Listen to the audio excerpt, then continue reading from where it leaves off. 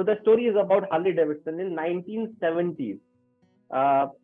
तो 1970 के आसपास क्या हुआ था कि Harley Davidson is basically of more in the bobber kind of bike, cruiser bike. तो 1970 एंड हार्ली डेविडसन का थोड़ा सा आपको बैकग्राउंड बता देता हूँ. हार्ली डेविडसन एक यूएस की मोटरसाइकिल कंपनी है जो बाइक्स बनाती है, बेसिकली क्रूजर बाइक्स बनाती है.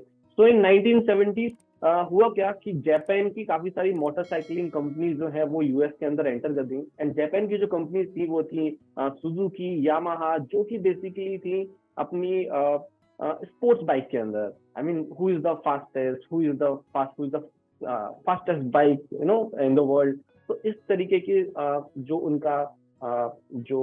उनका मार्केट था, जो मार्केट सेगमेंट था, इस तरीके से उस मार्केट सेगमेंट को वो लोग कैप्चर करने लगे, जापानीज बाइक. तो हार्ली डेविडसन बाइक्स ने भी कोशिश किया, उन लोगों ने भी अपनी कुछ बाइक्स निकाली उस पर्टिकुलर सेगमेंट को टारगेट करने के लिए कि ठीक है हम भी बाइक्स निकालेंगे जो स्पीडी होंगी, जो फास्ट होंगी, जो स्पोर्ट्स बाइक की तरह दिखती होंगी. और उन लोगों ने भी अपने एक्सपेरिमेंट्स करने स्टार्ट किए. जब हार्ली डेविडसन ने अपनी बाइक्स मार्केट के अंदर निकाली तो उन्हें ये देखा कि जापानीज बाइक्स के साथ में वो मैचअप बिल्कुल भी नहीं कर पा रहे थे. They failed miserably. उनको समझ नहीं आ रहा था कि जो यूएस में आके एक जापानीज कंपनी है और एक कंपनी ने Yamaha, Suzuki, multiple companies multiple bikes निकाल रही हैं, कावासाकी, और हम लोग कैसे मैचअप करें. यानी जापानीज टेक्नोलॉजी से जो जिनके इंजन बहुत स्मूथ है. आप अभी भी होंडा की अगर बाइक चला लो 10 साल पुरानी भी, तो यू विल सी कि उसका जो इंजन है वो अभी भी उसी तरीके से ही आवाज करता है जैसे वो 5 या 8 साल पहले किया करता था. तो हार्ली डेविडसन को ये समझ नहीं आया कि हम कैसे इनके साथ में कम्पीट करें, यानी इस मार्केट के अंदर कैसे कम्पीट करें कि जहाँ पे उन लोगों ने एक blue ocean kind of strategy create कर ली है. तो हार्ली डेविडसन ने एक चीज मगर अपने, कई बार ऐसा होता है, मैं हमेशा बोलता हूँ कई बार ऐसा होता है कि आप कोई प्रोडक्ट मार्केट के अंदर सेल कर रहे होते हो, लेकिन आपको तब भी ये पता नहीं होता है कि सामने वाला उस प्रोडक्ट को क्यों खरीद रहा है. कई बार ऐसा होता है किसी बहुत सारे प्रोडक्ट्स के साथ में कि हमको लगता है कि हम ये प्रोडक्ट इस वजह से ये क्लाइंट खरीद रहा है, बट एक्चुअली में रीजन कुछ और होता है. वो किसी और वजह से उस प्रोडक्ट को खरीद रहा होता है. जैसे कि एप्पल की मैं बात करता हूँ तो एप्पल सिक्योरिटी बोलती है. मुझे बता दो यानी इंडिया के अंदर लाइक कितने लोग ऐसे हैं जो सिक्योरिटी के लिए इतने कंसर्न है कि यार ठीक है हमारी व्हाट्सएप जो चैट है वो मार्केट के अंदर रिवील हो जाएगी, हमारा कुछ सिक्योरिटी के सब कुछ ऐसा हो जाएगा. I don't know, in like maybe they are like 30% or maximum 35%, but 65% people are not that much concerned कि यार नहीं हम एंड्रॉइड से एप्पल में स्विच कर रहे हैं बिकॉज हमको सिक्योरिटी का कोई कंसर्न है. ठीक है, एप्पल को लगता है कि हम वो सिक्योरिटी के लिए या प्राइवेसी के लिए मार्केट के अंदर प्रोडक्ट को पोजीशन कर रहा है, बट स्टिल उसके बाद में भी लोग उसको किसी ओकेजन में किसी और वजह से खरीद रहे हैं. कोई खरीद रहा है शायद मे बी स्टेटस के लिए, कोई खरीद रहा है मे बी कैमरा के लिए, कोई खरीद रहा है मे बी एप्पल के इकोसिस्टम के अंदर एंटर करने के लिए. तो हार्ली डेविडसन ने एक स्ट्रेटेजी करी. उसने कहा कि मेरे पूरे सेगमेंट के अंदर ऐसा कौन सा ऑडियंस है जो मेरे प्रोडक्ट को अभी भी चला रहा है, जो उस मेरे प्रोडक्ट को अभी भी, यानी उसमें 1% भी जो मेरा सेगमेंट है उस पर्टिकुलर ऑडियंस का वो अभी भी टूटा नहीं है, वो अभी भी उसको चला रहा है. तो उन्हें अपने पूरे सिनेरियो के अंदर देखा, पूरे अपनी कंपनी के अंदर देखा कि कौन से ऐसे सेगमेंट है. तो उन्हें नोटिस किया कि एक पर्टिकुलर सेगमेंट ऐसा है जिसको बोलते हैं कम्युनिटी बाइक्स, जिसको बोलते हैं जो गैंग्स हुआ करती थी, यानी जो बाइकर गैंग हुआ करती थी. तो उन्हें ये देखा ये जो बाइकर गैंग का जो पूरा क्लब है ये अभी भी वही है जिसने हार्ली डेविडसन को अभी भी नहीं छोड़ा. तो हार्ली डेविडसन ने एक चीज करी. हार्ली डेविडसन ने क्या किया, हार्ली डेविडसन ने अपने 2 सुपरस्टार मार्केटर्स को, एक गैंग हुआ करती थी हेल्थ एंजल जो बाइकर क्लब है वो वर्ल्ड का सबसे बड़ा क्लब है and this is from US.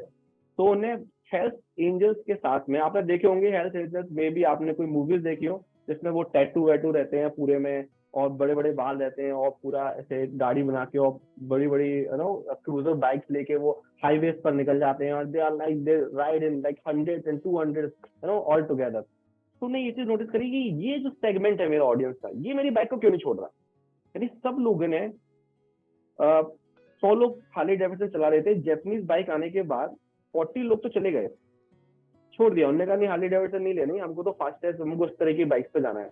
लेकिन ये सेगमेंट क्यों नहीं जा रहा है, ये सेगमेंट आज भी हार्ली डेविडसन चला रहा है. कितनी भी प्रॉब्लम्स आ रही है बाइक के साथ में तो भी चला रहा है। हार्ली डेविडसन आवाज कर रही है, हीट अप की बहुत प्रॉब्लम है, इसके लिए सेगमेंट चला रहा है।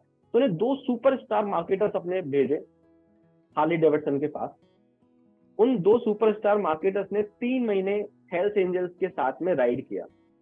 After 3 months when they came back to their head office Harley Davidson के, वो 3 चीजें अपने साथ में लेके आए। पहली वो चीज लेके आए टैटू, ठीक है। तो जो मार्केटर्स थे जो गए थे 2, वो भी टैटू वैटू बना के लेके आए अपने साथ में। दूसरी जो चीज लेके आए वो लेके आए हैवी स्मोकिंग, ठीक है। एंड तीसरी जो चीज वो जो लेके आए वो लेके आए a sense of community. Marketers ने ये आके बोला कि जो सेंस ऑफ कम्युनिटी है जो हार्ली डेविडसन ने क्रिएट किया हुआ है, वो वजह है जिसकी वजह से लोग उसको नहीं छोड़ रहे हैं। अब इसका क्या लॉजिक है इसके पीछे का, वो मैं आपको बताता हूँ। जो क्लब थे, जो बाइकर्स क्लब थे, दे नेवर राइड अलोन। वो कभी भी अकेले राइड करना पसंद नहीं करते, they always ride in a group, right. और जो स्पोर्ट्स बाइक थी, आप देखोगे स्पोर्ट्स बाइक में हमेशा जब बात होती है तो ऐसे होती है कि who is the fastest, who is the fastest bike, okay this is the smoothest bike, fastest bike, इस तरीके की बातें होती हैं। तो यहाँ पे क्या होता है, who is the fastest, who is the one, who is the number one. So whenever you see a sports club or the people who ride a sporty bikes, you will see कि वो हमेशा कभी एक साथ चलते ही नहीं है। कभी एक आगे बहुत चला गया, कभी धीरे धीरे पीछे से कोई आ रहा है, फिर ऐसे चल रहा है। तो इस तरह की चीजें चलती रहती हैं। But when you see any riding club, particularly Harley Davidson riding club, they always ride in a community, a sense of community they have. And उसी को प्रिजर्व उन लोगों ने करा हुआ था, और उसी को हार्ली डेविडसन ने अपनी पूरी मार्केटिंग स्ट्रेटेजी चेंज करी। They didn't go then to making a sporty bike. उन्हें अपनी मार्केटिंग स्ट्रेटेजी में सिर्फ सेंस ऑफ कम्युनिटी लेके आए, और पूरा अपना मार्केटिंग का जो इकोसिस्टम था वो पूरा चेंज किया। एंड तब उसके बाद में ये हुआ था कि हार्ली डेविडसन ने अपने कैफेज खोलना स्टार्ट किए, हार्ली डेविडसन ने अपने बियर क्लब्स खोलना स्टार्ट किए। जो एनुअल कन्वेंशन होते हैं, जो बाइकर्स आते हैं, 20-20 हजार 30-30 हजार बाइक लोग एक साथ लेके आ रहे हैं, उन लोगों ने प्रमोट करना स्टार्ट किया। एंड अगर आप हार्ली डेविडसन की वेबसाइट पे भी जाएंगे तो एक 4 साल के बच्चे से लेकर एक 60 साल के, 80 साल के ओल्ड मैन तक कि हर तरह के उनके पास में एंडोर्समेंट के, और जो टी शर्ट्स होती हैं, जो बाइकिंग के ग्लव्स होते हैं, जो जैकेट्स होती हैं, जो पैंट्स होते हैं, वो हर तरह के उन लोगों ने निकालना चालू किए to celebrate the sense of community, to celebrate the sense of belongingness to one thing. तो कई बार ऐसा होता है कि हमको नहीं पता होता कि हमारा क्लाइंट एक्चुअली में चाह क्या रहा है। तो उस वाले सिनेरियो में भी हार्ली डेविडसन को नहीं पता था कि हमारा क्लाइंट क्या चाह रहा है, और हार्ली डेविडसन किसी और ही चीज से कम्पीट करने की कोशिश कर रहा था।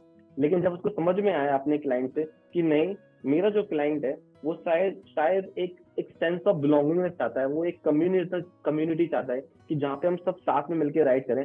एक और चीज बताता हूँ, क्योंकि कभी मैंने भी राइड किया है बाइकर्स क्लब के साथ में। हमेशा बाइकर्स क्लब में एक हेड और टेल होता है। एक बाइक होती है हेड जो आगे चलेगी, एक बाइक होती है टेल जो पीछे चलेगी। रूल ये होता है कभी भी किसी क्लब में राइड करने का कि हेड के आगे कोई भी बाइक आगे नहीं जाएगी, हेड हमेशा आगे चलेगा।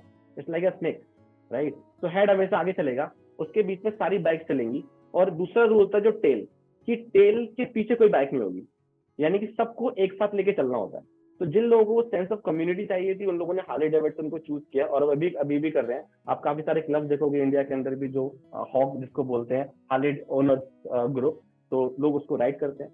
तो अक्सर ऐसा होता है कि आप शायद कुछ और मार्केट के अंदर सेल कर चाह रहे हो, शायद सोच रहे हो कि क्लाइंट इस वजह से मेरा प्रोडक्ट ले रहा है। बट कई बार ऐसा होता है कि शायद क्लाइंट किसी और ही वजह से आपका प्रोडक्ट ले रहा है। तो अक्सर क्लाइंट की, कस्टमर की पर्टिकुलरली जर्नी समझना भी इंपॉर्टेंट है कि कस्टमर की जर्नी क्या है, कस्टमर का एक्सपीरियंस किस तरीके से आप एलिवेट कर सकते हो, और किस तरीके से आप उसको एक अमेजिंग एक्सपीरियंस दे सकते हो। So that's I just wanted to start with the story. I hope you guys get the gist of the story, that this is also one case study that I have read recently from Oxford University.